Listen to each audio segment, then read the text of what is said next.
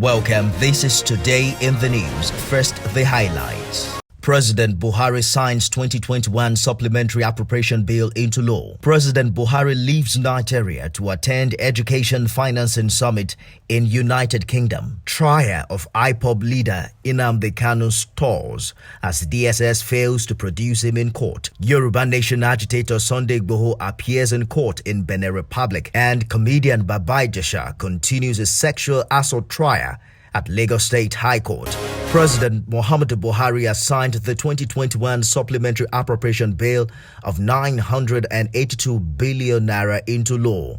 This was disclosed to State House correspondents by Senior Special Assistant to the President on National Assembly matter Umar Ibrahim El Yakub. According to El Yakub, the newly signed act will largely focus on funding security and health concerns.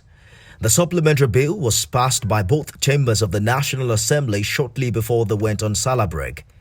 The implementation of the new Supplementary Appropriation Act is expected to help in adding impetus to the war against insurgents, bandits, and other criminal elements across the country. Meanwhile, President Buhari has traveled to the United Kingdom to participate in the Global Education Summit on Financing Global Partnership for Education. The summit, which will be co-hosted by the Prime Minister of the United Kingdom, Boris Johnson, and the President of Kenya, Uhuru Kenyatta, will bring together heads of state and government as well as stakeholders and youth leaders and provide a platform for partners to chart a way forward towards transforming education systems in partner countries through exchange of best practices. It will also offer the opportunity for leaders to make 5-year pledges to support GPE's work to help transform education systems in up to 90 countries and territories. President Buhari will also hold a bilateral meeting with Prime Minister Boris Johnson. After the summit, the president will spend a few days for an earlier scheduled medical checkup. He is due back by second week of August 2021. The trial of Nnamdi Kanu, leader of the proscribed indigenous people of Biafra, has been temporarily postponed, with the court adjourning the case until October 21st for continuation.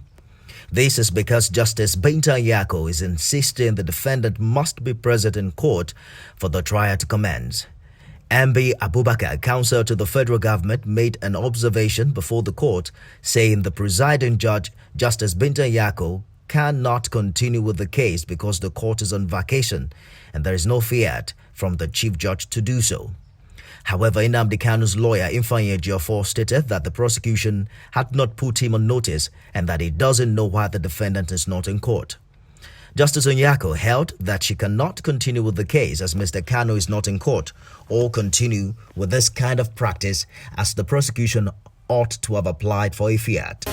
And the trial of Yoruba Nation agitator Sunday Adeyemo, also known as Sunday Igboho, may be adjourned to Thursday.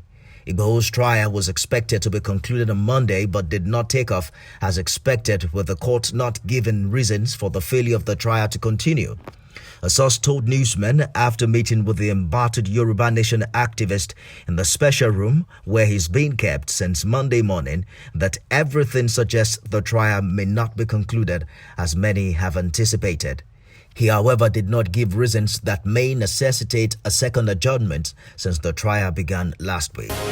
Justice Oluwatoyin Taiwo of the Lagos State Special Offences Court in Ikeja has adjourned to Tuesday this week hearing in the alleged sexual assault case of Nollywood actor Olanrewaju Omiyinka, popularly called Baba Ijesha. This was after the court viewed the CCTV footage recorded by the alleged victim's mother, Damilola Adekoya, also known as Princess. The comedian, who is the first prosecution witness, presented the clip to the court during her testimony. She was led in evidence by the lead counsel for the state, the Director of Public Prosecution, Adeyemi Olayinka. Journalists and members of the public were barred from viewing the clip in line with the provisions of the Child Rights Laws and the Administration of Criminal Justice Act. Only the judge and our orderlies, the accused person, the witness, and their counsel were in the court.